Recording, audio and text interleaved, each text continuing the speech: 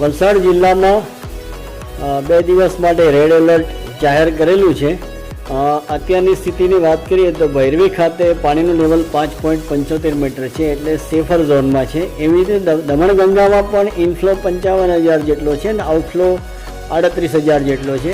8 gate 1 metre જેટલા ખુલ્લા છે અને રૂલ લેવલથી ઘણું નીચે પાણી છે, એટલે દમણગંગામાં પણ અત્યારે કોઈ ચિંતાજનક સ્થિતિ નથી। ગઈકાલે જિલ્લામાં એવરેજ 8 ઇંચ વરસાદ પડ્યો અને ફોર્ચ્યુનેટલી બપોર પછી લગભગ વરસાદ ઓછો હતો, એટલે શહેરી વિસ્તારોમાંથી બધે જે પાણી ભરાયા હતા એ પાણી ઓસરવા માંડ્યા હતા। આજે પણ સમગ્ર જિલ્લામાં એવરેજ 1 ઇંચથી હજુ સુધી વધારે વરસાદ પડેલો નથી, એટલે વધારે પાણી ભરાવાના કોઈ પ્રશ્નો છે નહીં હાલમાં।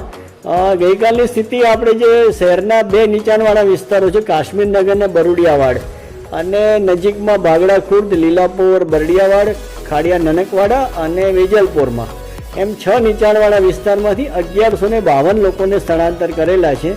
ધીમે ધીમે જેમ પરિસ્થિતિ નોર્મલ થતી જશે એમ આપણે એમને એમના ઘરે જવા દઈશું। હાલ આપણા સેફ સેન્ટરો ઉપર તેમને જમવાની અને ચા પાણી નાસ્તાની બધી જ સગવડ, મેડિકલ ટીમની સગવડ બધી જ આપણે એમને સુવિધાઓ આપી રહ્યા છીએ। એક ખાલી આજના ઇન્સિડન્સની વાત કરીએ તો ભાગડા ખુર્દ હનુમાન ભાગડા જે કહેવાય છે ત્યાં આગળ એક 3 માસના પ્રેગ્નન્ટ લેડી હતી, એટલે એને મિસકેરેજનું કંઈ ઇસ્યુ હશે, એટલે પોલીસ અને NDRFના જવાનો પહોંચી ગયા અને એને રેસ્ક્યુ કરી અને હોસ્પિટલ પહોંચાડી દીધી છે। અત્યારની સ્થિતિએ પંચાયતના 120 રસ્તા બંધ છે અને R&B સ્ટેટના 8 રસ્તા મળીને 128 રસ્તા બંધ છે। વરસાદની પરિસ્થિતિ નોર્મલ થતી જશે એમ રસ્તા રિપેરિંગ કરી અને ખોલવામાં આવશે।